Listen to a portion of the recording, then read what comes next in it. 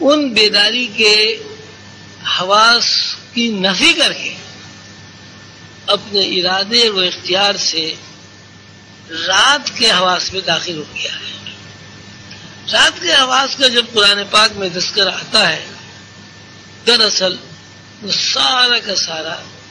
غیب کی دنیا کا تذکرہ ہے۔ پھر آپ اس پہ غور فرمائیں کہ موسیٰ علیہ السلام کا جب تذکرہ آتا ہے تو وہاں بھی رات کا ہی تذکرہ آتا ہے۔ سیدنا حضور صلی اللہ علیہ وسلم کے معراج شریف کا جب واقعہ آتا ہے تو وہاں بھی رات ہی کا تذکرہ آتا ہے۔ سالانہ بجٹ کا جب تذکرہ آتا ہے اللہ میاں کے تو وہاں بھی رات ہی کا تذکرہ آتا ہے، شب برات جسے آپ کہتے ہیں۔ غیب کی دنیا میں داخل ہونے کا جب تذکرہ آتا ہے، حواس کے زیادہ ہونے کا تذکرہ جب آتا ہے، حواس کی رفتار کا بڑھنے کا جب تذکرہ آتا ہے تو وہاں بھی رات کا تذکرہ آتا ہے۔ جیسے اس کو آپ لیلۃ القدر کہتے ہیں، انا انزلناہ فی لیلۃ القدر، لیلۃ القدر خیر من الف شہر۔ انسان کی زندگی دو رخوں پر چل رہی ہے، ایک رخ بیداری ہے، اس کو اللہ تعالیٰ نے نہار کہا ہے، اور ایک رخ خواب ہے، یعنی اس دنیا سے کٹ آف ہو کر زندگی گزارنا، اس کو اللہ تعالیٰ نے لیل کہا ہے، خواب کہا ہے، لیل کہا ہے۔ تو خواب کی حالت میں ٹائم اسپیس کی گرفت ٹوٹ جاتی ہے، بیداری کی حالت میں ٹائم اسپیس کی گرفت میں بند ہو جاتے ہیں۔ تو شہداء جو ہیں ان کا تعلق، چونکہ انہوں نے اپنے مادی وجود میں رہتے ہوئے، دن کے حواس میں قائم رہتے ہوئے، دن کے حواس کی نفی کر کے اللہ تعالیٰ کے لیے اپنی جان کا نذرانہ پیش کیا، اس لیے ان کے اوپر رات کے حواس کا غلبہ ہو جاتا ہے۔ اس کا مطلب یہ ہوا کہ ایک شہید آدمی مرتا نہیں ہے، دراصل رات کے حواس میں منتقل ہو جاتا ہے، کیونکہ وہ مرتا نہیں ہے اور رات کے حواس سے منتقل ہو جاتا ہے۔ تجربہ یہ ہے کہ رات کے حواس میں انسان کا جسم خراب نہیں ہوتا، بلکہ انسانی جسم کو ایک خاص قسم کی فیڈنگ ملتی ہے۔ ایک آدمی دن بھر کام کرتا ہے، وہ تھک کے چور ہو جاتا ہے، 2 گھنٹے کے لیے سو جاتا ہے، سونے کے بعد جب اٹھتا ہے اتنا فریش ہوتا ہے کہ لگتا ہے کہ جیسے اس نے کوئی کام ہی نہیں کیا۔ اس کا صاف مطلب یہ ہے کہ دن کے کاموں میں جو اس کی کیلوریز جل گئی یا جو انرجی اس کی ختم ہوئی، سونے کی حالت میں دوبارہ وہ کیلوریز پھر بحال ہو گئی اور انرجی جو ہے اس کا ذخیرہ ہو گیا۔ اس سے یہ بات بھی پتہ چلی کہ انسان کا جسم جب مادی وجود جس کو ہم کہتے ہیں انسانی جسم، مادی وجود جب دنیاوی معاملات میں مصروف ہو کر تھک جاتا ہے، اس تھکان کا ایک بہترین طریقہ یہ ہے کہ اس بندے کو سلا دیا جائے۔ اب آپ یہ کہ میڈیکل سائنس بھی یہی کرتی ہے، ایک آدمی ذہنی طور پر پریشان ہے، ڈسٹرب ہو گیا، کوئی غم ہو گیا، کوئی پریشانی ہو گئی، خدا نخواستہ گھر میں کسی عزیز جو بہت ہی قریب ہے اس کا انتقال ہو گیا، تو دماغ کے اوپر ایک عجیب قسم کی بے چینی، پریشانی، بے سکونی آدمی کے اوپر اس طرح طاری ہو جاتی ہے کہ لگتا ہے کہ اگر اس آدمی کا ذہن اس طرف سے نہیں ہٹایا گیا تو یہ پاگل بھی ہو سکتا ہے، بیمار بھی ہو سکتا ہے، فالج بھی اس کے اوپر گر سکتا ہے، بلڈ پریشر میں مبتلا ہو سکتا ہے۔ تو میڈیکل سائنس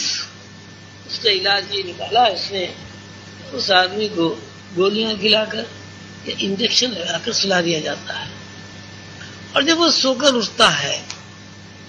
تو اس کے اوپر غم کی وہ کیفیت نہیں ہوتی جو سونے سے پہلے تھی۔ اس بات سے بھی یہ ثابت ہوا کہ انسان کی ذہنی تھکان اور انسان کا دماغی بوجھ انسان کے اوپر بیداری کے حواس میں جو پریشانیاں، مصیبتیں، بے سکونی مسلط ہوتی ہے، وہ سونے کے بعد ختم ہو جاتی ہے، یا ختم ہو جاتی ہے یا ان کا اثر اتنا زیادہ کم ہو جاتا ہے کہ آدمی پریشان نہیں رہتا، پریشان نظر نہیں آتا۔ شہداء جانتے بوجھتے اپنا اختیار استعمال کرتے ہیں۔ دیکھیے انسان کو سب سے زیادہ عزیز اپنی جان ہوتی ہے، اگر کوئی آدمی مرنا نہیں چاہتا،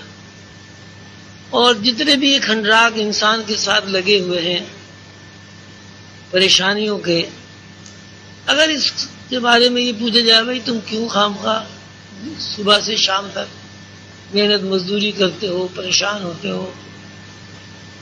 آپ یہی کہیں گے بھائی یہ سب کچھ ہم زندہ رہنے کے لیے کرتے ہیں۔ انسان زندہ رہنے کے لیے رات دن کوشش کرتا ہے، جدوجہد کرتا ہے۔ جب زندہ رہنے کے لیے رات دن جدوجہد اور کوشش کرتا ہے تو اس کا مطلب یہ ہوا کہ وہ مرنا نہیں چاہتا، یعنی اپنے باطنی وجود کو قائم رکھنے کے لیے وہ مرنا نہیں چاہتا۔ جب وہ مرنا نہیں چاہتا تو اس کا مطلب یہ وہ باطنی وجود کو قائم رکھنا چاہتا ہے۔ جب باطنی وجود کو قائم رکھنا چاہتا ہے اس کا مطلب یہ ہے کہ وہ دنیا میں رہنا چاہتا ہے۔ جب دنیا میں رہنا چاہتا ہے اس کا مطلب ہے دنیا بھی جتنے بھی وسائل ہیں، ضروریات ہیں، ان کو وہ حاصل کرنا چاہتا ہے۔ اگر وہ زندہ نہ رہنا چاہے تو زمین کے اوپر جو وسائل ہیں وہی زیر بحث نہیں آئیں گے۔ زمین کے اوپر جتنے وسائل ہیں، مثلاً کھیتی باڑی ہے، مثلاً پھل ہیں، فروٹ ہیں، مثلاً ہوا ہے،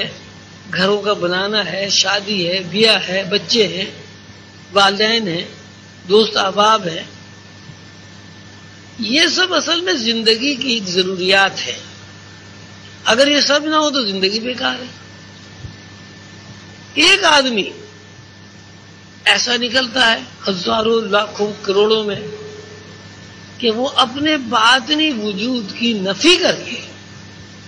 اپنے ارادے و اختیار سے اس ظاہرہ وجود کی نفی کر دیتا ہے۔ ظاہرہ وجود کی نفی ایک تو اپنے ارادے و اختیار سے ہوتی ہے، لیکن جب ہم سوتے ہیں اس وقت بھی ہمارے ظاہر وجود جو ہے جسمانی اس کی ہم نفی کر دیتے ہیں۔ اگر آپ نے دیکھا ہے اگر کسی انسان کا ذہن دنیاوی معاملات سے آزاد نہ ہو، جس کا تعلق جسم کو بحال رکھنے سے ہے، تو آدمی کو نیند ہی نہیں آتی۔ نیند آنے کا مطلب ہی ہے کہ ظاہرہ وجود سے عارضی طور پر انسان کا ذہن الگ ہو جاتا ہے۔ جب جسمانی وجود سے، گوشت پوش کی وجود سے انسان کا ذہن الگ ہوتا ہے، جتنی دیر کے لیے بھی الگ ہوتا ہے، اسی وقت اسے نیند آتی ہے۔ اگر وہ جسمانی وجود کے ساتھ چپکا رہے